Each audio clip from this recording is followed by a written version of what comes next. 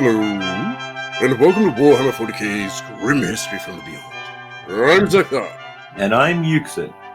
and we are the chroniclers of all that was, and all that will be in the 41st millennium. We've seen the rise and fall of many empires, and this month we will be discussing the backbone of the Imperium of Man, the Astra Militarum. Indeed, and this week we'll be discussing those infamous fellows dressed in the black great coats, the commissars. Quite right, Yuksen. And this week we will be talking about Ciaphas Cain. Yes, Ciaphas Cain, the hero of the Imperium, the commissar who wields a mighty bolt pistol and slays the enemy with a mere laugh at their insolence. Yes, that is what is known and will always be known. But we know that's not the reality, thanks to Amberley Vale. True, brother, but it's a fun thought. In reality, Cain actually never wielded a bolt pistol, but a las pistol, because he thought it had better aim. And he didn't have to worry about all that pesky ammunition. But regardless, this is one of the few things that the Astra Militarum has placed at the hero of the Imperium's feet that is not true, yet sounds awesome. In reality, Ciaphas Cain was as scared or terrified as the rest of us would be, facing against the unholy terrors of the galaxy. Yet, to truly know Cain, one must know his background. You see, Cain was from a hive world, though he never mentions a name or any feature which could lead to it being identified. Regardless, he has mentioned time and time again that because his early years in a hive world, that he has an innate understanding on how tunnels work, and more importantly, how to figure out directions underground. He claimed that his parents were killed by Kroot while serving together in the Astra Militarum, which is why he was sent to be trained as a commissar. However, it has not been stated in which regiment they served, and no hive world in the nearby sectors is known to have fielded mixed gender regiments in the appropriate time frame. Additionally, Cain claims his parents were petty criminals who joined the Astra Militarum to avoid arrest, but this does not explain how their son was admitted into the Scala Progenium, a privilege usually reserved for orphan children of senior officers or decorated imperial heroes who were killed in the emperor's service. Regardless, Cain's record at the Scala Progenium was, and I quote, he was educated and trained, showing that his marks were on the low end of average, if anything, save sports, and more importantly, combat training. He also had a clean disciplinary record. However, this probably means he didn't get caught that often with bad behavior. Regardless of how he got started, Cain held a firm rule.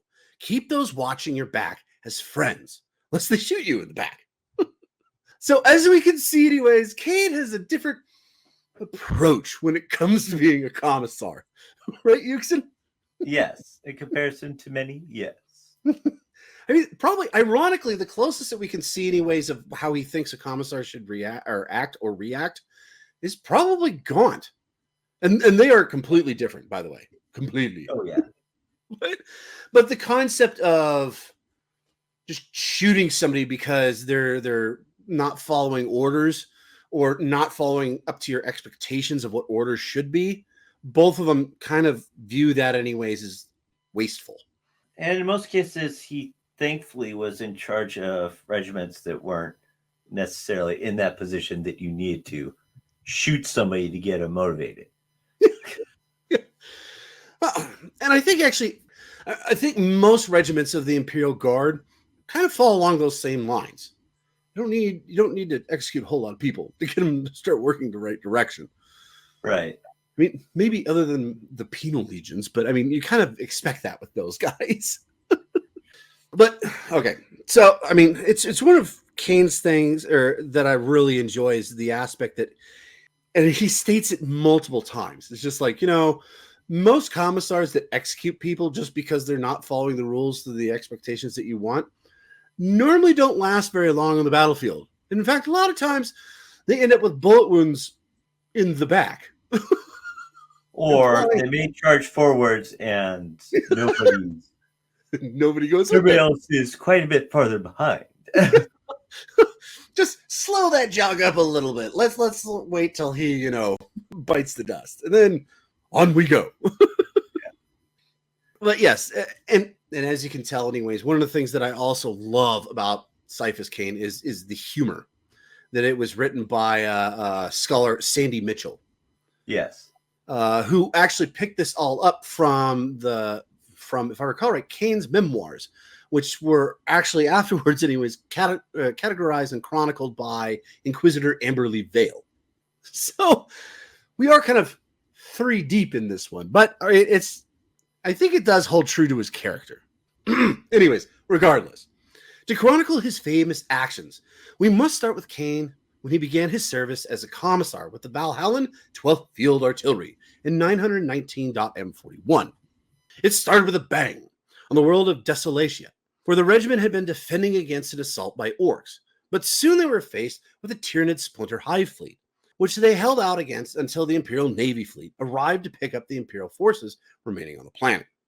Now, during the Tyranid landing, Cain attempted outright desertion in a commandeered salamander, only to run directly into a previously unnoticed flanking force, including a hive tyrant. His panic contact report and desperate retreat back to the lines were misinterpreted, according to his own account, as a heroically successful scouting mission and baiting maneuver, painting the first strokes of his grand reputation.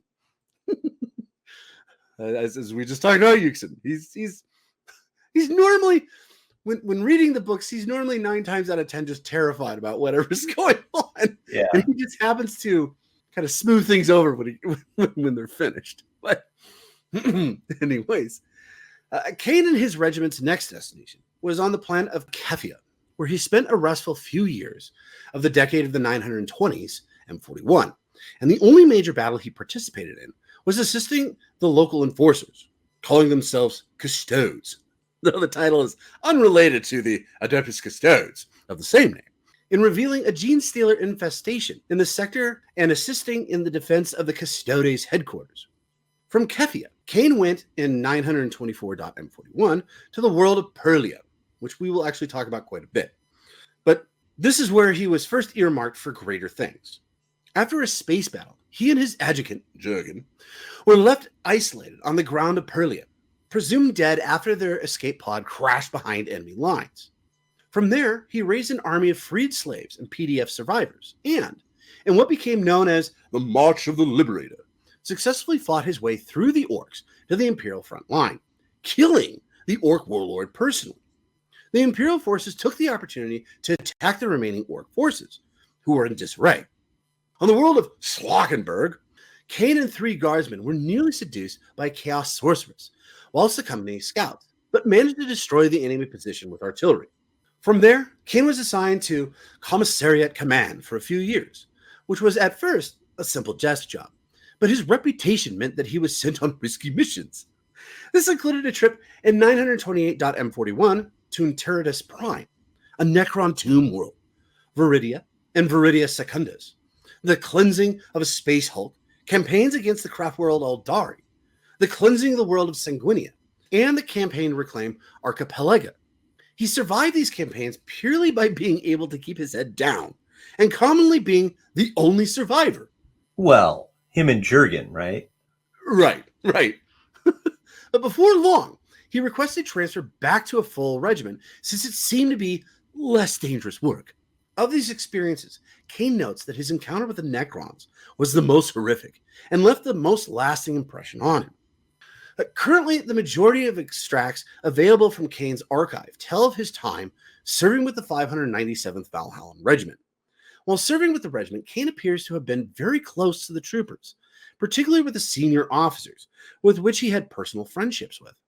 Cain himself can be said to be responsible for founding the regiment in 931.M41, which was comprised of the combined remains of the 301st and the 296th Valhallan regiments. One was an all-male frontline assault regiment, and the other was an all-female rear echelon garrison regiment. Designated as the 296th/301st Valhallan Regiment, they had a deep and bitter resentment for each other, which escalated into a cafeteria riot, which left a few regiment members and a few transport void ships crewmen dead. Cain took steps and petitioned the administratum to allow the regiment to be renamed the 597th Valhallan Regiment, which was the sum of 296 plus 301, a name symbolic of their origins, while also enforcing the unity of the combined regiment. He insisted on mixed troopers from both regiments in every squad, and instituted a few rewards for good behavior and performances, a practice which turned it into a unified and disciplined force, and remained traditional even after he moved on from the regiment. Now, Cain was present with the 597th Valhalla Regiment of the Austrian Militarum for their first action during the Gravelax incident of 931.M41, where he was awarded the Order of Merit of Gravelax, second class, for his part in preventing the Tau Empire's annexation of the planet Gravelax on the eastern fringes of the Imperium. Cain was to joke in later years that if he had allowed the Tau to kill Governor Grice, the grateful populace would have given him the first-class decoration. In truth, the planet had been infested by a gene-stealer cult that had been trying to spark off a meaningless war over the Bakwara planet between the Tau and the Imperium in order to distract them both from the approach of the Tyranid Hive Fleet. It was during this affair that Cain first encountered Inquisitor Amberly Vale, and also discovered that his aide Jurgen was in fact a psychic blank, a trait which saved Cain's life as he dueled the Gene Stealer Patriarch. Now, Yuksen, I know we have talked about blanks a time or two, but for those who haven't listened to our previous Voxes, you want to really quickly here give a description on what a blank is? Just briefly, if you would. So a blank is basically somebody who is able to eliminate the warp around them, creating a blank spot basically for psychic powers. So, for example, if you try to shoot lightning, it wouldn't work. Just dissipates. Yeah. And for some strange reason, it also affects Tyranids. Now, mind you, anyways, if you were a psychic and you picked up a bunch of like boulders and hurled them at a blank, that would work because then gravity takes over instead of the warp. So they're not like completely and utterly immune, but that's just because they're not immune to gravity. I mean, the concept of it literally is what their name means, anyways. They are a blank to the warp. Right. They do not exist to the warp. The warp has no idea that they're there, which gives them actually quite an advantage when you're fighting against chaos. But thank you, Yuksen, for that. Yeah. Appreciate it. Now, the campaign concluded over the death of Governor Grice, revealed to be a member of the cult at the hands of Inquisitor Vale, and the withdrawal of Tau military assets from Gravelax. After fighting the Xenos Hrud on Skekwe and the Orcs on Castafor, Cain arrived in Adumbra in 937.M41, where he assisted in uncovering a chaos ritual and defending against landing chaos forces. His actions defeated a demon prince and prevented the transformation of the planet into a demon world. He was later court-martialed, of all things, on actions initiated by Commissar Thomas Beige for leaving the front line on Adumbria to attack the site of the Demon Prince's summoning. But Cain was cleared of all wrongdoings, and Beige was charged himself for obstructing Cain's activities. Beige was later acquitted after Cain testified that Beige was incompetent, but did mean well, and was attempted to perform his duties as he believed them to be. The Valhalla 597th was called on in 938.M41 to help with the pacification of Lintonia. They arrived as the battle took a new and sinister form. A strange plague was sweeping through the Austrian Militarum and locals alike, and those killed by it would rise from the grave to attack the still living. Attempts to create a vaccine worked in laboratory settings, but failed when used on the infected. Cain happened to notice that a cut on Jurgen had suffered from one of the revenants had healed completely, when less severe wounds inflicted by their claws festered in others. Cain realized that there was both a physical and warp factor in the unnatural plague, and that Jurgen's blank nature had blocked the second factor, allowing him to heal normally. Sounds nurgly. Yes. He's back, Nurgle. Anyways, at Cain's suggestion, some vaccines were blessed by a hierophant of the ecclesiarchy, and they proved fully effective. While carrying blessed vaccine to be placed in artillery shells for use against the revenants, Cain and Jurgen encountered, like you said anyways, a Nurglite chaos cult, controlling the revenants and destroying them. Congratulations, Yuksen. You got it in one. In 942.M41, Cain and the Valhallan 597th were tasked with suppressing an orc outbreak of Nesquam Fundamentibus, a remote ice world outside of major warp routes, where Cain had been on a mission 2 solar decades earlier. While pursuing the action against the orcs, Cain discovered the presence of a Tyranid swarm that had been hibernating for millennia. Now, mind you, it was more likely since pre-imperial times, certainly long before the arrival of Hive Fleet Behemoth, in the planet's permafrost, carried over by a crashed hive ship. The swarm was partially awakened by the actions of the planet, but the hive mind was destroyed before it could become fully operational, largely due to Cain's effort. In the mid-900s of M41, Cain left regimental service to become a commissarial liaison officer on Lord General Zavon's staff. As with his earlier command posting, it wasn't quite the routine desk job he was hoping for. In 990.M41, the Tau sympathizers in the deep water system would have destroyed Zvon's flagship, with the Lord General on board, had Cain not intervened. In 991.M41, Cain accompanied reinforcements to Quadravidia, and then under attack by the Tau, and was present when the Tau requested a truce with the Imperium, so they could deal with Hive Fleet Kraken. Cain then accompanied Zvon and the Tau emissary to Thessundia to coordinate the world's defenses. Cain's actions on the world of Perlia, like I said before, would come back to haunt him on 2 occasions during the 80 standard years between the first and second sieges of that planet. The first occurred during the campaign of Perimunda, when Cain discovered that the Ordo Xenos and the Adeptus Mechanicus had been working on a secret project surrounding an artifact known as the Shadowlight. This unusual artifact, which predates the existence of mankind itself, activated the powers of the latent psychers and boosted the powers of already active ones. The Shadowlight had been contained in a secret Mechanicus shrine located within the hydroelectric dam in the Valley of Demons on Perlia's eastern continent, until it was stolen by a rogue tech priest named Matthias in the employ of Inquisitor Killian of the Ordo Hereticus. When Cain arrived at the dam, shortly before destroying it, flooding the valley and drowning thousands of orcs, he found that the tech priest of the shrine had been killed with surgical precision only solar weeks before. He learned standard years later that this had been the work of Killian and Matthias. Killian having co-opted the service of the Adeptus Sororitas force to raid the shrine. Killian had allied with a number of chaos cults on Perimundia and intended to use the Shadowlight to boost their psychic powers, turning them into servants of the Emperor without them realizing it. His ultimate plan was to use the Shadowlight to create an army of psychers powerful enough to storm the Eye of Terror and take the fight to the forces of chaos on their own ground. A plan that another psycher deemed could potentially have caused the destruction of the galaxy. Okay, so how far off his rocker do you think this guy was? Quite a bit to begin with. We're gonna storm the Eye of Terror? Okay. With psychic, okay, the only psychers I can think of that would be able to withstand entering the warp would be maybe librarians. The only ones that would be able to just be entirely exposed to the warp would maybe be librarians and Grey Knights. And Chaos Cultists. But that's for a different reason altogether. Yeah.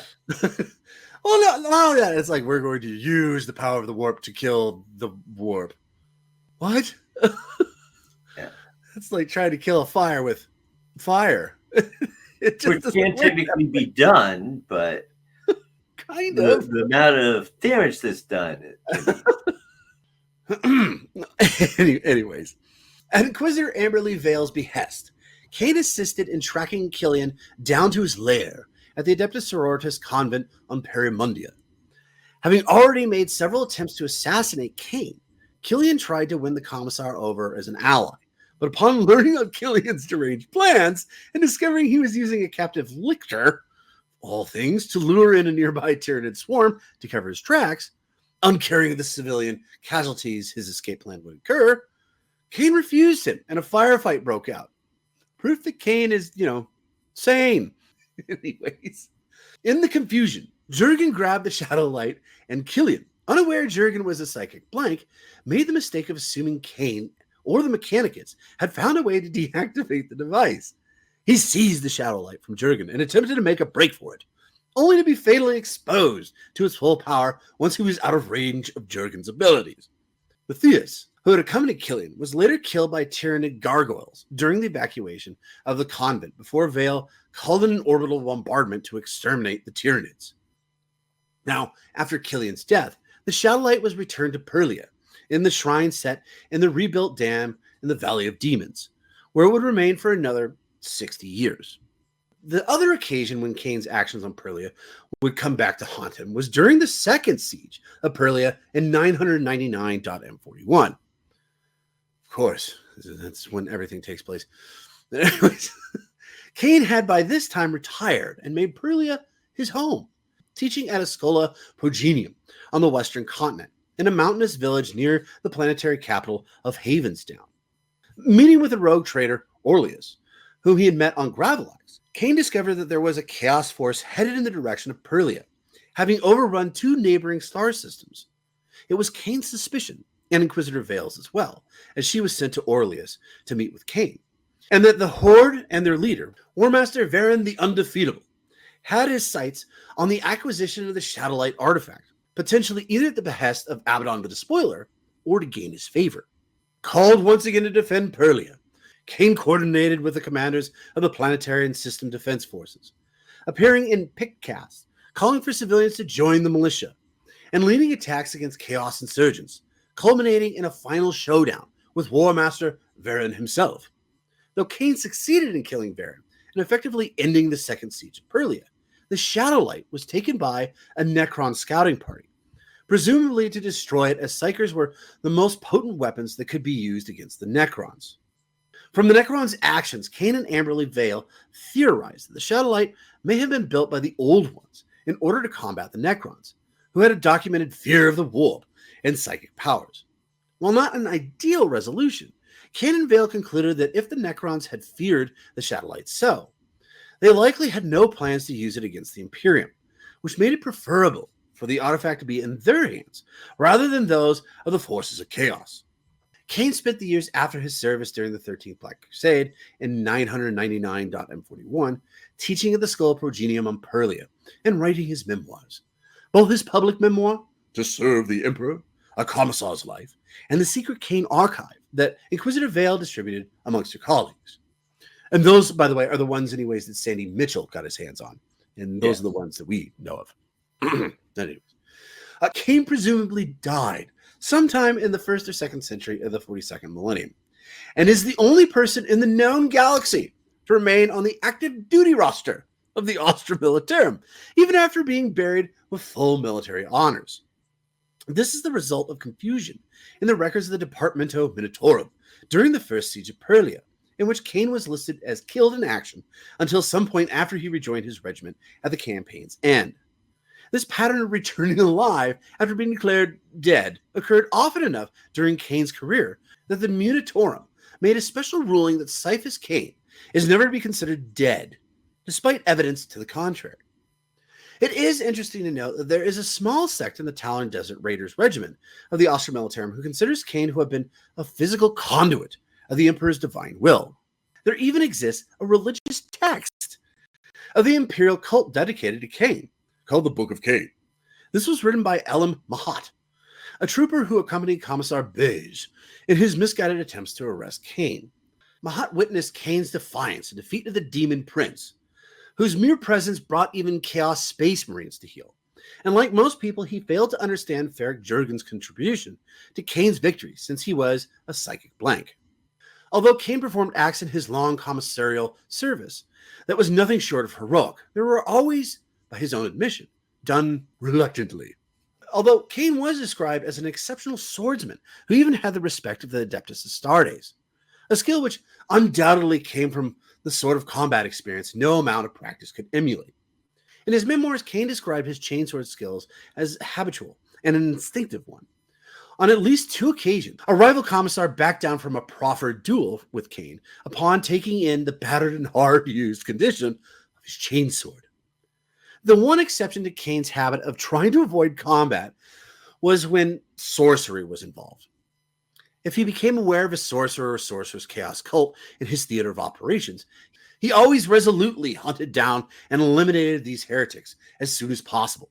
However, in his memoirs, Cain described this drive as neither brave nor zealous, but simply a belief that there is no outrunning the horrors that successful sorcery can produce. And the only way to really be safe from warpcraft is to find and exterminate those who would wield it before their plans bear fruit. Though he rose to the level of accomplishment and seniority that would easily justify the title of Lord Commissar, Cain disdained the term and refused to be addressed by it. While Cain believed in the divinity of the Emperor of Mankind, he thought him a distant deity, far too busy with galactic scale concerns to look out for the welfare of an individual worshipper. He had little patience for the overly pious, such as the Battle Sisters and certain fellow commissars, finding such emperor botherers unpleasantly humorous and self-righteous. Yet another reason why I like Cain. But he considered them dangerously prone to tactical idiocy, based on what they imagined to be holy commandments. However, Cain did hold that certain problems were the rightful purview of priests. He was also fond of the writings of Saint Amelia, which struck a compassionate, understanding tone that he appreciated. Now, Cain had a great degree of social acumen, which he used throughout his career to reinforce his public image as a hero of the Imperium. His deep grasp of practical human psychology led him to be much more lax about discipline than he would have been within his rights as commissar.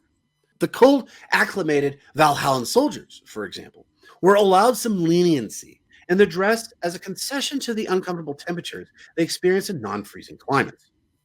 Cain always tried to find a way around executing soldiers and preferred to give friendly warning rather than outright punishment. Cain admits that this was to cultivate popularity and give the guardsmen incentive to keep him alive. Whatever the reason, Cain's regiments tended to have high morale without necessarily compromising discipline or combat effectiveness. I mean, who'd have thought that would work, huh? Now, before we get to the Valhallans, what is your favorite Ciaphas Cain story, brother? That's hard to say. There are so many of them. They're all very good. But try to think of one. When it comes down to it, I think the one that sticks out the most, they're all really good. The one that sticks out the most, though, for me is possibly the one with the cultists, the chaos cultists, and them trying to raise up the demon prince so that they can turn the world into basically a chaos warp portal. You mean the mighty demon prince Emily? Yeah. That one? Part of it is because it's the one that he interacts with Commissar Beige. Mm-hmm. And also the one where you see how he is somewhat on the same page as and was as close to a friend as possible to the general that he would constantly be under. They kind of thought along the same lines, which was kind of interesting in itself also. What was the general? Was that the general he was attached to that just like truly admired Cain? So he just kept sending him on all of these dangerous missions, and he's like, "No, stop it! I just want my desk." No, it's a different guy. No, yeah, that was Well, okay, so there were a bunch of commanders that he was under, and there was one, anyways, that really despised him until he came back. I think, anyways, from when Perlia. I think the first time when he helped defeat, anyways, the orcs, and then he was just like awed by him. But unfortunately, he just like, you can keep doing all this dangerous stuff because you're the hero of the Imperium, right? And Cain's like, right. Yeah, he had a few commanders. I think, quite frankly, though, the guys that I really liked him hanging out with, though, were the Valhallans. You really got to know the Valhallans. Yeah. And speaking of which, why don't you tell us a little bit about the Valhallans? Those guys from the cold planet called Valhalla, which is an ice world. Who would have thunk? Which is okay. Yes. Sorry, before you carry on, anyways, don't worry. We are going to talk about, for instance, Jurgen Jurgen we're going to talk about quite a bit, but let's talk about the by the way, was Jurgen a Valhallan? Yes. He was? Okay. He Well, was part of the first regiment that Cain worked with, which okay. was a Valhallan artillery. Well, okay. unit. When I read the stuff by Sandy Mitchell. Okay, so first off, anyways, they're worth reading, by the way. The books, anyways, by Sandy Mitchell. But one of the things though that's interesting about it is that the excerpts from Amberley Vale, she kind of grabs stuff out from different places chronologically in history. So she didn't start at the very beginning of his career. Let's put it that way. She bounces back to it at one point, but I mean, yes, she does talk about it, but it's not like the first thing she talks about. Well, his first experience, yeah, it is the very beginning of the chronicling. Really?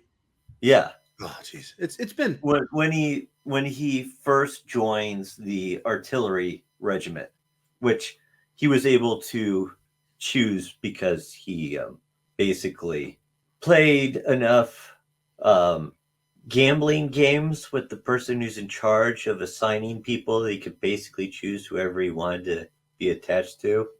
So he decided artillery, very far away from the enemy. That was his concept. Yeah, I remember that. That way, we're as far away from the enemy as possible. I like it. Yeah. Yeah, I must state though, it has been probably a few decades since I've read those books.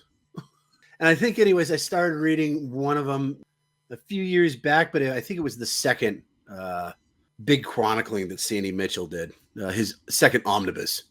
Yeah. So, yeah, I forgot about that when it was Jurgen. I vaguely remembered he was being a Valhallan. But getting to the Valhallans, sorry. Going down a rabbit trail here. Okay. Getting to the Valhallans, sir. Well, Valhalla itself is obviously an imperialized world. It's also classified by the Administratum as a civilized world, located in the Ultima Segmentum of the galaxy. Valhalla is an extremely cold, ice-covered planet where the temperature never rises above freezing. It is famous across the Imperium of Man as the homeworld of the Valhallan ice warriors of the Astra Militarum, who are legendary for their tenaciousness in holding their ground against even the most hopeless odds and their ability to suffer the most appalling casualties without breaking. The harsh ice world of Valhalla was originally a verdant paradise world. No records survive of its colonization by humanity, but Valhallan legends recall a world ripe for conquest. Unfortunately, Valhalla was destined for catastrophe.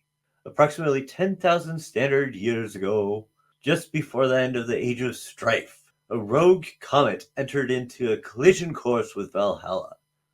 The planet's defense lasers fired at the comet, but only succeeded in breaking it up.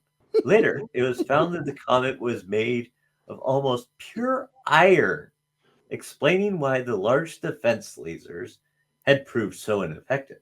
Well, and it's a comet. I got this mental image of this guy going, "Don't worry, guys, I got this." And they pan out so you see this giant comet coming towards the planet, and you get this pew pew as this little laser comes up and tries to hit it. It's not working, sir.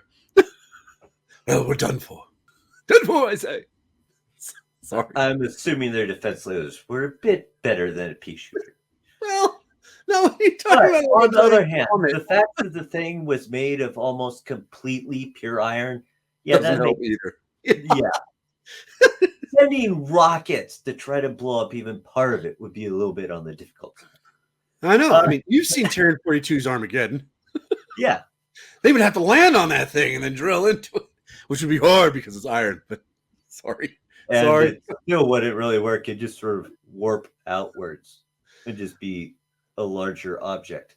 Anyways, the comet impacted in Valhalla's vast planetary ocean, but a mile-wide fragment struck the northern continent, creating vast plumes of dust, which proceeded to cover the planet in a blanket of dirt.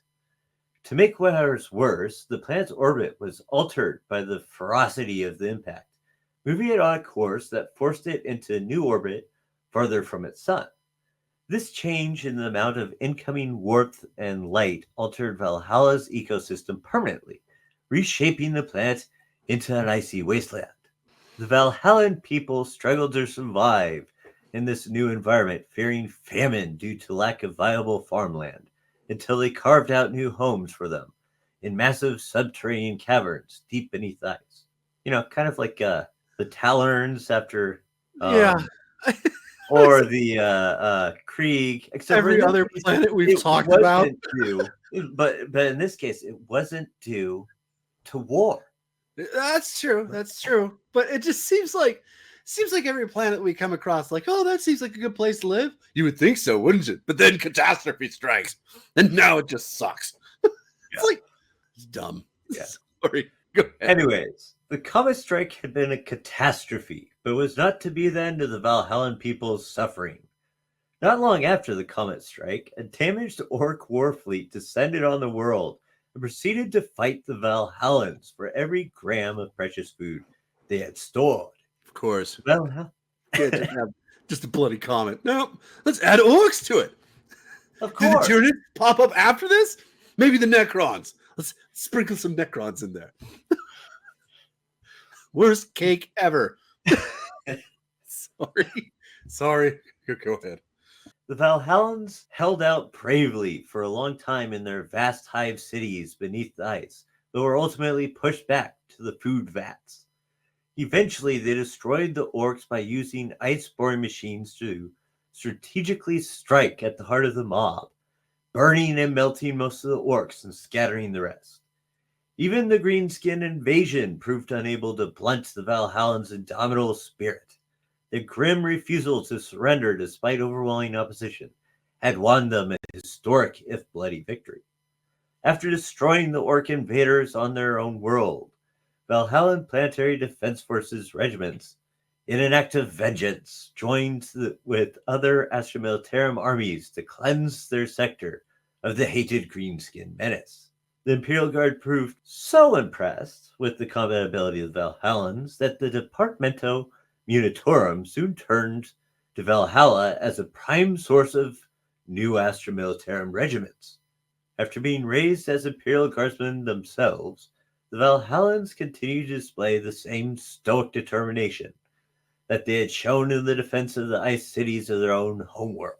To this day, the courage and tenacity of the Valhallans in battle continue to earn them the respect and admiration of other regiments from all over the galaxy. Other than the Acadians. Well, except for Pask. Pask looks at us Fair like, enough, well, yeah. that's a good tank commander. He's Valhalla? Whatever. Come on. Why is he such a fuzzy fellow? He's from Valhalla, sir. Oh, that makes sense. Bring him on. The stubborn and stern people, Valhallans refuse to acknowledge their own hardships. They are all but impervious to harsh conditions and have a casual disregard for human life. Due to the overcrowded conditions within the subterranean habitats on Valhalla, life is considered cheap. Even the most petty crimes carries with it the harshest of sentences: death. Jeez. I just stole an apple, my lord. Doesn't matter. Off with his head. That's what it sounds like. I mean, geez, even back in the day, anyways, they just take your hand. They didn't take your that might head. more be a death sentence in Valhalla, you know. Yeah, okay. Good How point. cold it is and stuff. Good point. We aren't going to treat it either. Just shoot me. Yeah. Anyways, those who do not serve in the local Valhallan military or volunteer to join the Imperial Guard must toil in the dark caverns, cultivating the nutrient slimes that sustain the populace. Valhallan soldiers are expected to carry each and every item they will need to survive. Without their thermally insulated greatcoats and helmets, a Valhallan guardsman's blood would freeze within seconds on the Arctic surface of Valhalla. The armored battle tanks and artillery units of Valhalla are uniformly camouflaged in a manner suited to the frozen tundra of their world, and each vehicle proudly displays the name of their homeworld on its hull. It is common for regiments of Valhallans to be assigned by the Imperial Guard to planets infested with orcs due to their intimate knowledge of orc tactics and their dogged determination in the face of defeat, where other armies might run. Well, okay. I didn't know that the Valhallans were known for their battle tanks and artillery. That's one of the things they're most well known for. What I didn't know is that they camouflage them for their own planet. Doesn't that seem a little backwards, depending on where you're going? Well, the What if they fact went to that in Connecticut? general, though, they try to send them to places similar to Valhalla, might Well, change the fair color enough. scheme, but it's give you the same thing. Well, I'm just thinking, anyways, like we're gonna send them to this planet. What's this planet like? Well, it's just mud and dirt. Oh, It's a well. desert. or they're sending them to Talon. Yeah, it's just like I don't think this is gonna go over well, sir. Well, Talon would really suck because, as you know, anyways, they're used to the cold. Yeah. Right. You're used to negative 50-degree weather. We're gonna take you and we're gonna shove you out here, anyways, where it's 120. Yeah. We've got coconut. We got coconut drinks, right? No. Down there, there's skivvies. And still they'd be going, oh! Well, thank you anyway. In our vehicles. Get back in the vehicles. They've got AC. Well, thank you for talking about the Valhallans. But real quick, before we move on, anyways, to kind of the characters that surround Cain, what do you think of the Valhallans? I've always kind of, ironically, anyways, I've always gotten the Valhallans mixed up with the Vostroyans. Oh. Now, bear with me. They're both in relation to snowy weather. Snowy weather, and they both wear, it looks like the Cossacks and the comfy hats and and the fur lining, great coats. But except for in comparison to the Vostroyans, who have a deep connection with the Adeptus Mechanicus, they don't wear red like the Vostroyans do. True. So, but like I said, anyways, I've always kind of gotten those two mixed up. I wonder if they'd actually work well together. What do you think? I have no idea. I would like to think that they would. Well, first off, anyways, they probably deploy both of them anyways in kind of same environments. So, like cold places. Yeah. And secondly, anyways, I mean, I think anyways, there would be kind of a begrudging respect because the Vostroyans anyways are kind of that front line infantry, right? And the Valhallans are known anyways for their artillery and their tanks. And there's nothing better anyways when you're just getting completely obliterated on the front line and all of a sudden you just see a stream of tanks anyways rolling in to save your bacon. Or you're sitting there and you go fire for effect and all of a sudden just like the whole front line is just gone because the artillery has come plugging in. Unless you're having to deal with there's a commander who's just like, we're just going to grind everything down. Unfortunately, a Valhalla commander like that. or the artillery anyways was a little off. And instead of just blowing up the front line in front of you, everything around you anyways starts to explode. It's the downside of the artillery. But okay. Anyways, the three people that we really kind of wanted to talk about was, well, we've already kind of mentioned two of them. Jurgen, Amberley Vale, and then Drummond. Now, Drummond we'll get to anyways, probably at the very end. But the first guy we need to talk about, probably the most important, is Jurgen. Yes. Now, Jurgen, as we just mentioned anyways, he was a Valhallan. He is Cain's aide, correct? Yes.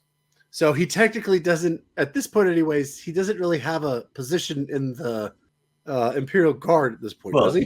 He is first gunner, Jurgen. Right. Technically, there aren't first or second gunners, but he is the first gunner. He is. Does it make him sound more important? But there have been times anyways where like a general will tell him something to do and he will, instead of doing it, look over at Cain to see if it's okay. Yeah. And this seems to be acceptable, by the way. The general doesn't, shoot him or anything like that. It's just kind of like he's now a commissar's aide. So his ranking is a little, it's a little goofy. But the other thing that is always mentioned with Jurgen is the smell. He's a rather like fermented socks and every time that he describes it, it's just always bad. That and then his demeanor. The way that I've always pictured Jurgen is that he's this smelly guy that acts like Jeeves, the butler. He is the butler, my lord. That's the way he always talks to Cain too. It's like, is there anything else you'd like, my lord? Sir. not a And lower. yeah. his calm demeanor, and he also one of the things though that he always has, one of the things though I think that you appreciate more even, Yuksen, is his fact that he can pretty much find anything. Yes. He's able to scrunch up things that, Anything. Yeah. Including, I guess, which anyways. Cain doesn't really pry into how he does that, because Yeah. he knows if he does, things will probably get much more difficult and Yeah. complicated. He's just like, cool, we have it now. Don't you want to know how I got this? Nope. No, I do not. Although Jurgen doesn't even go, do you want to know how? He just he's like, I got it. Cool. And if I also recall right, anyways, the other thing that he also collects, one of the things that Jurgen collects, is that he has a wide stash of porno mags. Porno slates, yeah. Yes, which does answer the question, is there porn in the 40k Millennium? And the answer is yes. Yeah. Apparently there is. So glad that we answered that question for all of you people that have asked it over the years. But one of the things though that I do, one of the things that makes Jurgen so great though too, is that it's just his unwavering loyalty. Yeah. I mean, Cain could ask him anyways to walk into a furnace and say, I'm going to turn this on now. And Jurgen would go, okay. I mean, just whatever. Now it's just for Cain though too. Anybody else asks him to do something, it's just kind of like, I'm not, I'm a commissar's aide, you know? But if it's Cain will literally, I mean, can have him do anything. And quite frankly, anyways, their relationship has always been very friendly. Yeah. And they have grown into, it's almost like it's always, anyways, if you have Cain, Jurgen will be there. Right. In fact, there are a few, if I recall right, there are a few excerpts, there's a few short things anyways, where Jurgen's not there, and it's almost shocking. Like, what happened to Jurgen? And then he briefly describes it like he stayed back on the ship or something like that. And you're like, oh, you know. Or he had him back there to hopefully prevent more dangerous missions being put on his plate. Right. Now, before we move on, anyways, you got to also explain, anyways, one of the other things that I like about Jurgen is there's two things. First off, anyways, he can drive anything, and you can explain that here in a minute. And the second thing, anyways, is always his armament is always entertaining. But yeah, go ahead, Yuksen. Okay, so first off, the statement if he can drive anything is pretty true. Never heard about him actually driving a tank yet, but he's driven salamanders. He's even driven an orc buggy or two, which is shocking. Which means it was one of the ones that actually wasn't running on just the power of imagination. Well, that was the other thing that was always okay. So I know he's a blank, and I know that the orcs blanks don't really affect the orcs, as far as I know, right? Right. But one of the things that was kind of interesting is that he can drive orc machinery. So, some orc weapons can work too, and is it just him? Other people can use. Well, I know, but it seems like it's not even a problem for him. Which it's one of two things: either A, it's because of his psychic blank thing, which I don't think it is. I think it's more along the lines that he's just mechanically savvy, so he can sit in something anyways, figure out how it works, and just run it. That's exactly what I think it is. I believe he was part of the maintenance crew also for the artillery, I think. Well, it makes sense. Artillery regiment that he was part of, which would also lend credence towards that idea. Does he ever I don't remember this at all, or I don't remember this, but does he drive anything else that isn't orc or human? Does he ever get on like a Tau ship and drive that, or not that I'm aware of? Okay. I mean, still, it's rather impressive. It's literally, anyways, anytime they need to make a great escape, Jurgen can drive whatever they're driving. Right. So, which is also another reason why Cain likes it. It's like, well, if we need to get out of here, he can get me out of here. Right. He's my meal ticket. And he's very skilled at using it. Not just he can drive, he's very skilled. Well, And he drives everything. The other thing I like about him is that he drives everything at breakneck speeds, which And terrifies finds people. shortcuts. Yes, shortcuts, which terrifies anybody other than Kane because Kane's used to it at this point. So everybody That's else, why anyways, there's that are the passengers, they're like, pencil-mounted weapon. He always has a pencil-mounted weapon so that he has something to grab onto. yeah. Meanwhile, everybody else, anyways, is bouncing all over, anyways, the transport part of this going, are we going to die? And he's just like, no, actually, we're making record time, you know? Yeah. But, okay, so real quick before we move on, anyways, to Amberley, his weapons, sir. Yes. Well, originally he wielded just the last gun, being a guardsman, always the last gun, And then later he ended up picking up a Melta. Pardon me real quick. If I recall right, the las gun was the only, and it shot Kane anyways, it was the only thing that he ever kept clean. It was like pristine. Oh, yeah, maybe. Yeah. And then, yes, he did pick up a Melta. Go ahead. Sorry. Yeah, a Melta, which for those of you who don't know what it is, it generates a massive amount of heat to the point that it would be able to pierce through tank armor quite easily, actually, up to a certain point. It's very short ranged, though. Mm-hmm. So if it was like, I think at one point he tries melting through part of a fortification, but it was far enough away. I think it was like 20 feet or something like that. It's far enough away that all he was really doing was just burning it a little. I think Shotgun of Doom. That's kind of what a Melta is. I mean, not with the shells, but I mean, that range. That's what I'm saying. Yeah. Yeah, I love the Melta. Especially with Jurgen, because he always, and he, the other thing though I kind of like about Jurgen is that he's relatively sneaky. So it's like they'll come around a corner and they have separated or something anyways. And Kane's like, this is the end, as he's like shooting people with this las pistol. And all of a sudden from behind this group, there's just this giant whoomp. And all the people that have been charging him are all in complete disarray. And most of them are just, like red paste. And he's like, oh, Jurgen found me. And he's like, you require my assistance, my lord? He's just like, oh, good. Thank you. Now, is there anything else you wanted to say anyways about Jurgen? No, I think maybe we should move on to Amberley Vale. The Inquisitor. Yes. Why don't you go ahead and start with Amberley? Okay, so Amberley, well, she is the person who first collected all the documents. Yes. And also she attached to them some relevant articles and documents to the particular situations. So when Sandy Mitchell actually got a hold of this stuff, Amberley Vale's voice is actually pretty predominant throughout it. Right. Because of these anecdotes. Well, and she also has some aspects where there were times anyways where Kane didn't fill in some details. So she grabs stuff from other people's. Right. Like, for example, he'll end up on this planet and then she's like, okay, I'll pull this excerpt from this book telling you a little bit about the planet instead of just it's cold.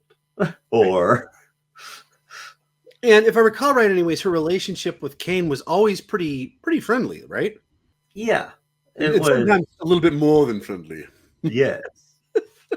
But to the point where she cut off some of the ending for some of the stuff where he's writing. She's like, we can skip a bit further. But how would you describe Amberley anyways as a character? She seems to be actually one of the better Inquisitors. Let's put it that way. Yeah. You know what? Out of all the Inquisitors, and we talked about quite a few of them anyways, this is probably the only one anyways that I might have a beer with. If she was drinking. Or what's the thing that Kane always is drinking? Amasec? Well, yeah, he drinks a lot of Amasec. But no, I was thinking about that thing anyways, that it's like that pungent, it's not quite coffee. It's not quite tea. It is a type of tea. But it's more pungent and tastes different. It's Tana, I want to believe. Tana? Okay. I thought Tana was the stuff anyways that Bragg brewed. No. What did he brew? Sacra. Okay, sorry, my bad. Sacra is what Bragg had. Tana tea, I believe, is what most of the Valhallans drink. Right. One will get you ready for the day. The other one will make you go to sleep. after having a rather rowdy night. Anyway, sorry. Yeah, I mean, she's probably the most friendly of Inquisitors that I think I've ever read. Now, mind you, anyways, a lot of that probably is also because Cain thought fairly highly of her. Right. And she thought highly of herself, obviously. But, I mean, it seems like she seems pretty down to earth, too. Yeah. I mean, okay, so you probably remember these a little bit more than I do, anyways. There were a couple of times where, like you said, anyways, she's not just the person that is tying all this stuff together. She's actually part of the story. There's only one case where she's had a moderate amount of involvement. The other cases, it's like she's there at the very end. Okay, so the one that was moderately about that she was in, anyways. Which one was that one again? That was the one with Gravelax, with the Tau almost starting a war on the planet due to a gene stealer cult. Right. Which, if I recall right, though, it also, another thing that we should probably mention, she's part of the Ordo Xenos, right? Yes, she's part of the Ordo Xenos. You should probably make mention of that.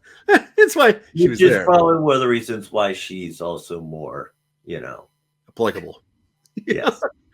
I mean, and we talked about this when we did our Voxes, and in case you guys want to listen to them anyways, we did a whole month anyways about the Inquisition. And the one group that we kind of were like, or okay, I guess, was the Ordo Xenos. Yeah. The Ordo Malleus was kind of up there too, but it was just like, still. And then none of us like heretics. Yeah. But yeah, so she's actually a fairly, like I said, amicable character. One of the things though that I do like about her is the way that she ties. Oh no, wait, she's also involved with the one with the Rogue Inquisitor too. Oh, how'd that go? That one too. Details were basically the Valhallans were sent there to stop the invasion of Tyranids, I believe. And then they found out that the Inquisitor there actually had part of a device, the Shadowlight, had part of it with them. Not all of it, just anyways. Speaking of which, okay, so I know we're going back a little bit, but that whole Shadowlight thing, where Jurgen grabs it, and then Killian's just like, dang it, they figured out a way to shut it off. And then he scoops it out of Jurgen's hand. He's like, I will have my revenge. And then he goes tootling off and just gets just far enough out of Jurgen's range. And then, yeah. And anyways, that's pretty funny. It's dark, but it's a little dark, yes, but damn funny. Anyways, and speaking of funny, we do have to talk about this last guy, anyways, who isn't like a regular in regular occurrence. In fact, if I recall right, he's only shown up once in Cain's articles, and that would be Drummond. Now, Drummond, anyways, was a tech marine from the Reclaimers, if I recall right. Yes. I'm not 100%. I want to say yes. Okay. I'm pretty sure they were called the Reclaimers, but they ended up finding Cain after he went into, or no, it was... He was supposed to meet up with them as a liaison. Right. And then he ends up on this ship with a bunch of Necrons, if I recall right. And they end up saving him, right? He ends up gaining a right to a world where they're supposed to stop by. And the only way that he finds that he's able to save himself is by jumping into a Necron portal, which ends up with him being on a Necron ship, which they just happen to be attacking at the same time. Right. And if I recall right, at that point anyways, Cain loses, I want to say he loses a hand, right? He loses, I want to say 3 fingers. 3 fingers? Okay. But the next thing that takes place anyways is that he's on this Reclaimer ship. Yeah, that's the next thing that he remembers anyways, because he was, if I recall right, knocked unconscious. So when he wakes up, he's on this Reclaimer ship. Yeah. And the first guy that comes and talks to him is Drummond. And Drummond is a tech marine. Well, and one of the things... Technically, he's there with the medic. Right, okay. Yeah. Anyway, the first person of concept, anyways, that's important to the story is Drummond.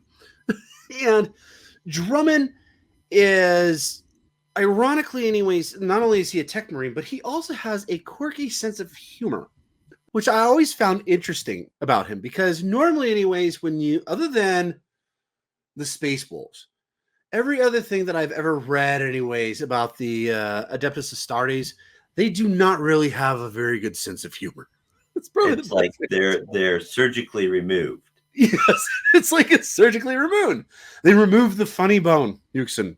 They were putting in all those gene implants. But he apparently got to keep his.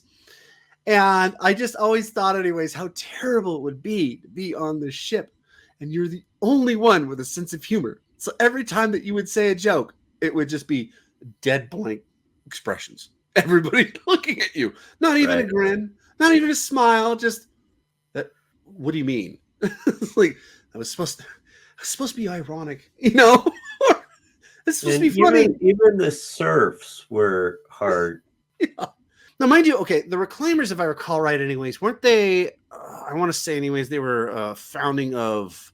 It was either the Iron Hands or the Imperial Fist. One of the two. I don't know. I just know that they had a very strong connection with the Mechanicum. Right. So, which makes me think, anyways, more Iron Hands, which would definitely make sense why nobody has a sense of humor. If you're coming from the Iron Hands, yeah, I get it. No sense of humor. Nope, not at all. But it was almost when he met Cain, and it built actually kind of this interesting friendship, because it actually evolved. A lot of it evolved around humor, because it was Drummond going, "Thank God somebody got my jokes," you know, and Cain's just like, "Oh, just not a cyborg of you know, the Imperium." So they end up kind of ending up with this interesting relationship. And the other thing that I really remember is that Drummond starts teaching him how to use his sword better. Now we mentioned how he does that so much as he works as his sparring partner. It's a little bit different, but okay. Well, let's put it this way. Anyways, is that, well, first off, anyways, Drummond allows him to practice. Well, him and the captain of the ship allow him to practice in the training cages of the Reclaimers on this ship. I don't think they call them training cages, but it's a training area, and it's very sacred. It is only for the Adeptus Astartes, but they allowed him in to train with his sword because he asked. But you know, he was just like, "You guys got some place?" And if I recall right, originally he was just thinking, you know, like an open space. like just. Even if it's an open space. And Drummond was just like, "Well, we have this place," which is where we all train. And he's like, "Really?" He's like, "Yeah, okay, cool." You know, so he starts by himself, anyways. And there were these. He uses it. Almost reminded me a lot of Terran 42's Star Wars: A New Hope, where they're in warp speed, and Obi-Wan Kenobi is training Luke Skywalker with that robot that zips around anyways, and he's trying to learn how to use the lightsaber. They have that kind of robot. It's not a robot, it's a servitor, but kind of the same concept of these things so that they can train. And he's been doing this for a while, and then Drummond shows up. He says, "I've been noticing you. It seems like you do pretty well. Well, how do you do against an actual combatant?" He pulls out a sword, and he starts sparring with him. Now, I know you said, anyways, he doesn't really teach him how to spar or teach him. I do think, though, that quite frankly, anyways, Cain wouldn't be as good of a swordsman if he didn't practice with Drummond. Because one of the things that Drummond does is while he's sparring with him, he is also still teaching. He's like, "You need to keep your guard up here, because if you don't, I'll come down low." He starts instructing him because he's a tech marine. That's what they do. It's almost like he was talking to a scout. You know, it's like, no, keep your form up. You know, there's a good fellow.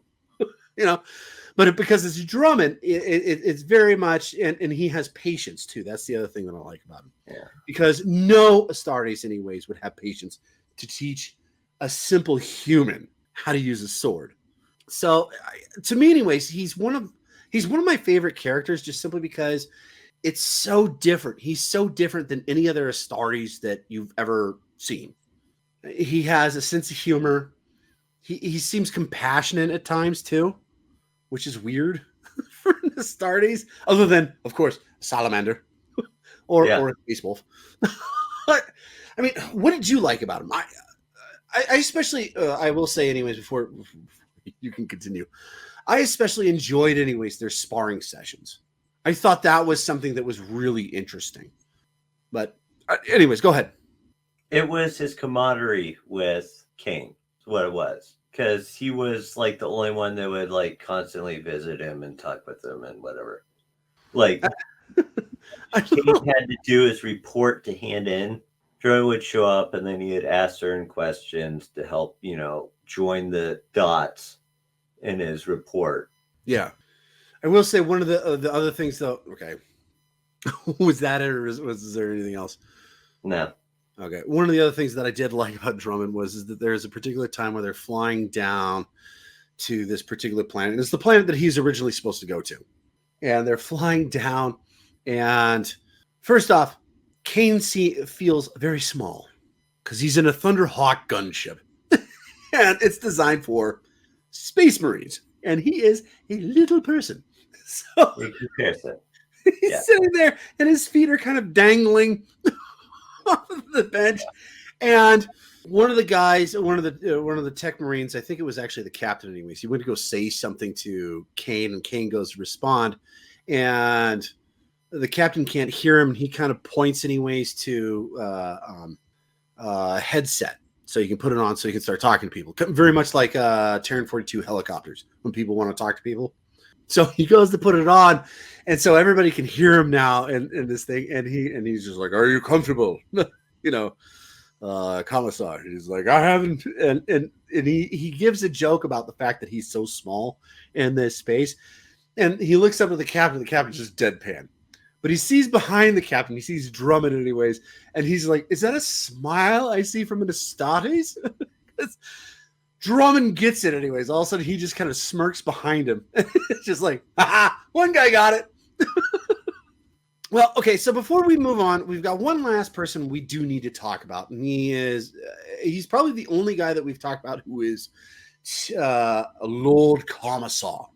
But before we do, is there anything else you wanted to say about Cain? I mean, he's truly one of my favorite characters. He's probably a close second for me anyways with Trazine, ironically. Trazine's my favorite character, but... So, the only thing I have to say is those who are listening should really pick up the chronicling of his stories. The first one, I believe, is called The Hero of the Imperium. Mm-hmm. And the second omnibus is known as The Defender of the Imperium, I believe. And then there's a third one, and for the life of me, I can't remember what it is. And that one is the one that came out most recently. But and there are some other books out there too, anyways. But they're all, anyways, scribed by Sandy Mitchell. Yes. And he does a great job with it. But we do have to move on. We've got a little bit more time left. And we do have to talk about Vance Theron. Right. He's probably the only guy that we've talked about that is a Lord Commissar. Now, it seems like, anyway, Ciaphas Cain by the end of by the time he retired, he might have been a Lord Commissar, but he didn't want to be known as a Lord Commissar. So we're just going to go ahead and say, well, he wasn't a Lord Commissar. We're going to do well his wishes. So why don't you tell us, Yuksen, anyways, about Vance Theron? Well, Vance Theron is the senior commissar in the Orpheus Salient, and he has presided over matters of military discipline since the first day of the Salient's foundation. Salient? Yes. Nobody knows what that is. Well, you talked about it, didn't you? I did, but I haven't even made a note of it yet. The Salient he's describing, by the way, is part of the Jericho Reach Crusade. That's the part that we missed here. But yes, the Orpheus Salient was the one that was far north. But yes, sorry. Go ahead, sir. Okay. A veteran of many conflicts, Theron has served both on the ground alongside the Imperial Guard and as a fleet commissar with the Imperial Navy, giving him valuable experience in a variety of theaters of war, and making him the ideal choice for such high authority. His oversight onto all Imperial Guard and Imperial Navy activities within the Salient is carried out through the means of thousands of lesser commissars stationed aboard starships and deployed within Imperial Guard regiments. A dutiful and honorable man, Theron does not suffer the wasteful use of the Emperor's armed forces, regarding the lives of the Emperor's servants as something not to be expended frivolously or rashly. Indeed, quite at odds with the archetype of the Commissar, Theron cares about the men under his authority. This has caused him to clash with the generals under his jurisdiction on several occasions, even going so far as to veto the battle plans of General Diran Archelius more than once, and having executed several senior Imperial Guard officers for negligence over the years of the Achilles Crusade. Further, he has reprimanded several of his subordinate commissars for being overzealous in their punishments. Pardon me. Sorry. When I said the Jericho Reach Crusade, I was wrong there. It's actually called the Achilles Crusade, but it's in the Jericho Reach. Yeah. My bad. Sorry about that. But sorry, carry on. The lives of the Emperor's servants are valuable, and it is the responsibility of their leaders to ensure that the dutiful efforts of even the least of men are employed wisely, as Theron is swift to point out to his subordinates. In spite of this atypical outlook, Theron is a stern disciplinarian, having established a collection of penal companies in order to deal with those who step out of line, and commandeering a special battalion of veteran troops to serve as military police, as he has found that squads of exceptionally disciplined men, unbound by regimental loyalty, make effective enforcers. A devout servant of the Imperium, Theron cannot help but regard the Space Marines with due reverence, and long years of service within the Jericho Reach interacting with Space Marine commanders has given him a deep respect for their abilities and the morale-bolstering effect their presence can have. Given the current state of the Orpheus salient, he is ever willing to stand in support of the Space Marines and to accept their aid in fighting back against the Tyranids. Part of the Achilles Crusade from the very start, Theron served with General McCall Curris, and he held the general in high regard almost from the outset. Curris's death was a blow to Theron, though his stern demeanor will not allow his sense of loss to show. He has begun to doubt the teachings that have defined his life in the face of an enemy unlike any he has ever faced. In spite of this, Theron is one of the few individuals holding the Orpheus salient together. His discipline and sense of duty, maintaining order in the most terrible of circumstances. The deception maintaining the illusion of General Curtis's continued service was Theron's idea, and he maintains control over it, mediating between the Archelaus siblings who form the rest of the triumvirate and provide overall command in spite of their familial rivalry. So, just to give a little background on this, what ended up happening is they just... Yes? I said, oh, do. Give us a little background. Ended up happening is after the death of General Curtis, he came up with the idea of until a replacement could be made, they would continue as if he was still alive and pretend that he was still alive. And by doing this, he had basically put the Archelaus siblings. One of them was the general... was the general of the Imperial Guard. General Darian Archelaus. And the other one, his sister, is the admiral. Right. And so they're supposed to hold their respective roles there, and then he's there to basically, mediate between the two. Please tell us how that first meeting went. It's one of my favorite stories. Why don't you? Oh, okay. Well, after they're trying to figure out anyways what they're going to do, it's these three people in one room. And the two siblings just start bickering on who is going to be in charge. And the Lord Commissar waits for about 30 seconds until he pulls out his bolt pistol and blasts it into the ceiling. And then informs them if they continue on with this terrible prattle, he would shoot both of them. They needed to come up with a solution, not argue about things. So then he comes up with the concept that you just said anyways, is until this new general comes in, all three of them would be in charge. Now the general, obviously, would be in charge of the Imperial Army. his sister would be in charge of the Navy, and then Theron himself, anyways, would be the one that they would bounce ideas back and forth with, and he could agree or disagree with them, and he was in charge of the morale. It was actually, hence the triumvirate. It was actually a very good plan, and it's the only reason, quite frankly, anyways, the Orpheus Salient still is a thing. Yes, Orpheus Salient, not Orpheus. It's the only, regardless, it's the only thing, the only reason why it's still around. Yeah. But are you going to go into that, by the way? Go into what? Why it's still around? No. Oh, okay. Well, for those that want to know why it's still around, you can check out my box, the Orpheus Salient, which is out there. Sorry, I'm out of stuff. Go unless you want me to keep talking for the next 40 minutes. So. Continue with your chronicling, sir. Okay. Amidst all of this, he liaises with Space Marine forces within the Salient, cooperates with the Death Watch, and handles much of the inner organizational politics that so frequently blights Imperial operations, wrangling with the demands of the Administratum, Adeptus Arbites, Adeptus Ministorum, and Adeptus Mechanicus, while endeavoring to win an extremely costly war. In short, it is Theron's iron will that is the greatest factor in both the deception of General Kerr still lives and rallying the Crusade forces to the general once commanded. It should come as little surprise that Theron seems withered and exhausted to those who might meet him in person. The cost of the Orpheus Salient's seemingly inexorable collapse weighs heavily on any man, and like his compatriots in the Triumvirate, the strain is taking a toll.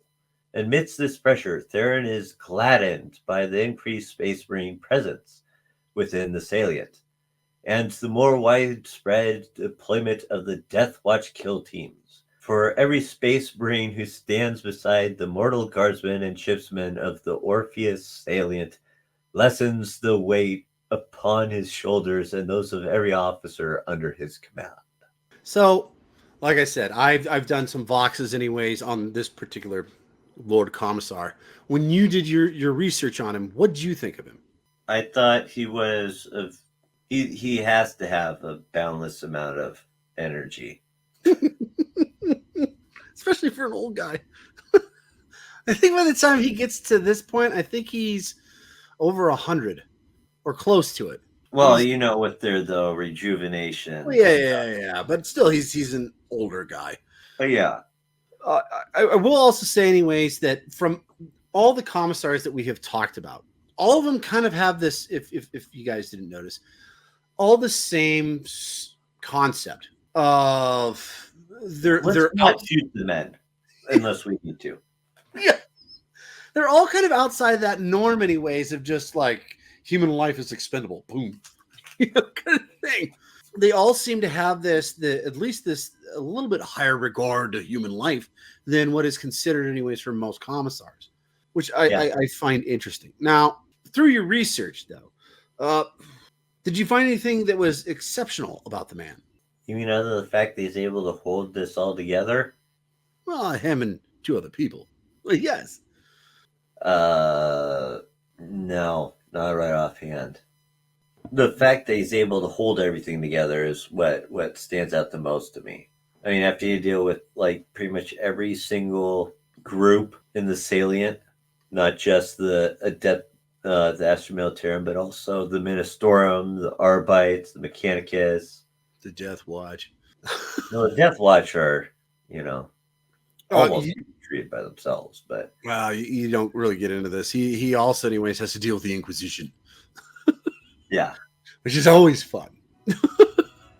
Well, on that note, we're out of time for today. Sorry, we did go a little long on this one, folks, but we were talking about the hero of the Imperium, Ciaphas Cain. Hopefully you guys can join us next week when we talk about those strange and weird people that also are part of the Astra Militarum. And that would be the Abhumans. Yes. I know you're really looking forward to talking about the Ogrins. Well, at least one in particular. Yes. I personally, anyways, I'm a little bit more of a fan. Well, okay, I like the ogres, but I also like the rattlings. They're also a good favorite. What, the 40k version of hobbits? Yes, those guys. Except for they're actually a little bit more how shall I put this? Vengeful than hobbits are for Tolkien. Awesome. Anyway. Can't wait to talk about them. But if you're still listening to this, then if you could be so kind as to push that subscribe, like, or follow button. If you wish to help us expand our work on 40k lore, by all means, support us by joining our membership program on our YouTube channel, Tales of Asheraka. Indeed. Have a great day, folks. And, as always, until next time, this is Zeckthar And Yuksen. signing off.